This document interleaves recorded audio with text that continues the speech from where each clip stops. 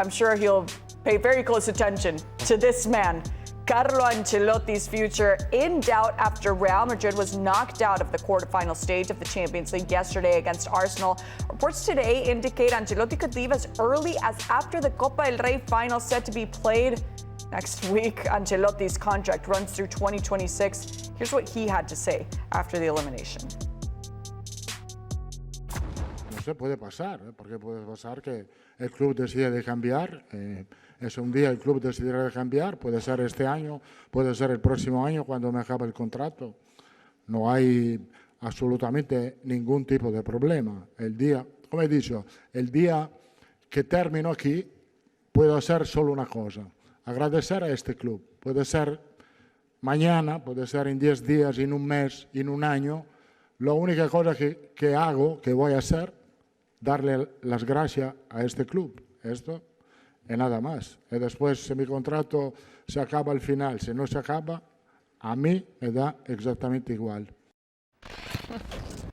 This isn't the first time that we've heard Carlo Ancelotti possibly leaving Real Madrid in this second stint that he's had with the club. But the timing is very interesting here, Shaq. I think that's what kind of rocked me, at least personally, leaving right after the Copa del Rey. What do you think of how he's taking all of this? First of all, Carlo Ancelotti will go down as not just one of the best coaches ever in football, but one of the most likable coaches. 100%. And to get, again, kind of piggyback on what Carlo Ancelotti is saying, whether his time at Real Madrid comes to an end tomorrow, in a month or a year's time, I do not think that sentiment, certainly my opinion, that sentiment around Carlo Ancelotti will change. Now, about his, well, certainly short-term future, were we talking about any other club? Were we talking about any other owner than Real Madrid and Florentino Perez? There's no question that Carlo Ancelotti would stay, given his body of work at that football club. But Real Madrid and Florentino Perez are just in a different footballing universe from everybody else. So not only is it a possibility, it's an expectation that Carlo Ancelotti will leave at the very latest at the end of the season. The only kind of debate being whether it's at the end of the La Liga season, do you wait for the Club World Cup till that's over? That's again, this is a totally different footballing universe we're talking about here. And Ancelotti, to his credit, he's been consistent in what he said. Whenever that time comes, whenever the president tells him it's time to step away, he'll step away. He'll say thank you very much, and always be grateful to the role that Real Madrid has played in his life. Now, if you're Brazil, on the back of our discussion around Neymar, and you know that this is a possibility, and this is coming sooner rather than later, and Carlo Ancelotti, I believe, is still your first choice as to who succeeds. You sit and you wait, and you wonder. And I think it's a gamble worth taking. I think it's a gamble worth taking. So as I sit back and read the morning digital papers and whatnot, you know, from around the world of Real Madrid's, you know, disastrous, you know, exit in the Champions League, you start seeing that Carlo Ancelotti is leaving, per reports of some very big outlets, after the Copa del Rey final versus Barcelona. And I mean, Florentino's crazy, but why that? Like, it doesn't make sense. It doesn't really sit well. Carlo Ancelotti, to Shaq's point, a very well-respected, very likable coach who will go down in the history of the biggest footballing brand in the world, that is Real Madrid. He deserves a little bit more than this, right? Unless it's his decision. Unless it's Carlo Ancelotti saying, this is what I want, this is the way I want to go out. And why would he want to give himself that short a stay? Does he want to buy himself time for somewhere else? Is that what he's looking for? And what Shaq is saying makes plenty of sense to me. If the Brazilian national team, a country that is so proud in their footballing heritage, has never gone outside of a Brazilian to coach the national team, who's going to be the first? If the Brazilian coach today is so poor that you went out and got a Dorival Jr., who's a journeyman coach, if you're being honest, over 20 teams on his resume, who's going to be the first non-Brazilian coach? You better get somebody good. you better damn well get somebody that's worth it. Carlo Ancelotti's worth it. He's gotten the best out of Vinny Jr., made him a Ballon d'Or candidate. He's gotten the best out of Rodrigo, fulfilling, the Neymar prophecy of he's the next one. Like, he's well on that way. You see how talented he is. Sure, he's got to prove it, but he's well on his way as well. Look what he did with an Endrick in such a short time. Militao, the list goes on and on. He's tried and proven when it comes to Brazilian players. You could do far worse than a Carlo Ancelotti. And if it's the first non-Brazilian coach, you better make sure it's worth it. This feels very much like when Zinedine Zidane was very close to leaving Real Madrid, but Florentino was kind of waiting for the next domino to fall. You're in an uncomfortable relationship and you're looking for the person to mess up to finally have that excuse to break up, right? Not saying that off personal experience. No. But it seems to be the case here. Like Kirk said, it would be Carlo Ancelotti's decision. Personally, Shaq. You see, I know that's why I don't think Carlo Ancelotti wants to leave. I don't think it's his decision. It's not beyond Florentino Perez. But Florentino doesn't want to be the bad guy, though. Florentino Perez that's what it's always sacked been. Fabio Capello after they won the league. Yeah. Right after they won La Liga. There is nothing that is beyond him. But the fans loved Zinedine Zidane. The fans love Carlo Ancelotti. And he doesn't want to.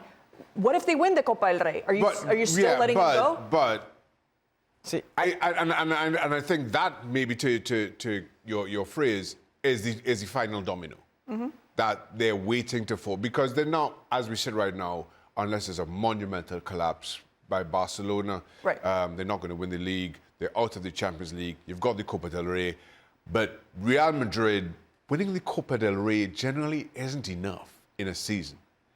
And just given who they are, given who Florentino Perez continues to prove himself to be, that's not going to be enough. And similarly, fan sentiment, they adjust, they move on. While you may sack a manager that they like, but they aren't going to dwell on that. They're going to think what comes next. And that's why I think,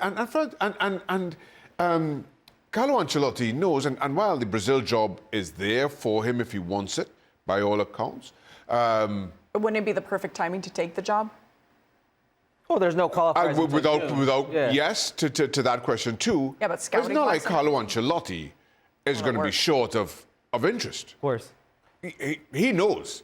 He can decide to do what or not as he feels. Shaq, what you're talking about is exactly why I think it's Carlo Ancelotti who's deciding to ride off into the sunset, because Carlo Ancelotti knows Florentino has no problem being the bad guy. He's let bigger figures, more important figures in the history of Real Madrid, Iker Casillas, Cristiano Ronaldo, Benzema, Sergio Ramos, Raúl, massive figures. He's let them walk out the door. He's got no problem. On to the next.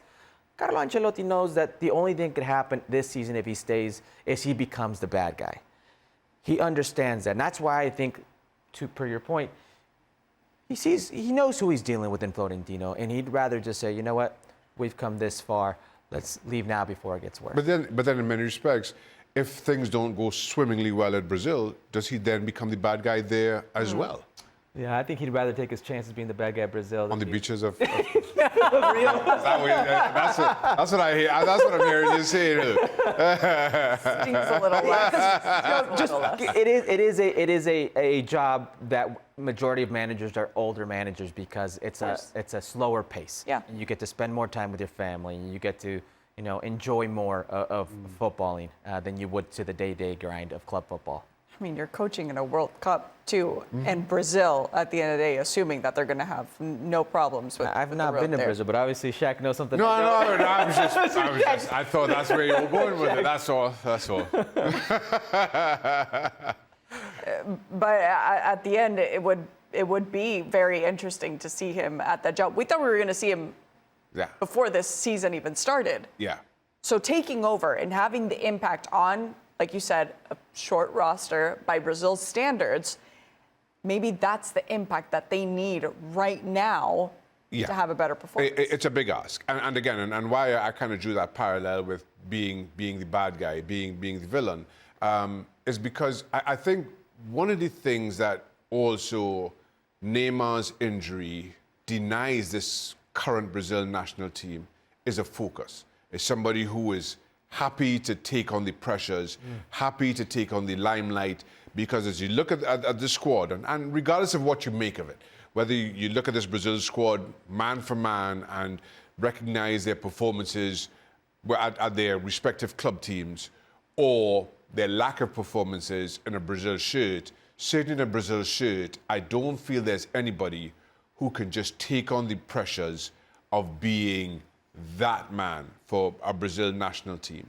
And maybe while in years gone by it has been the individual, whether we're talking Neymar or Ronaldinho or Ronaldo, all the names that just roll off the tongue so easily, maybe the shift is that it's time that manager takes on that pressure, that Carlo Ancelotti, who knows that limelight and those pressures as well as any manager in world football today, maybe he's the guy that, again, can absorb some of those pressures and take them away from the players. And at the same time, get the best out of a Vinny Jr.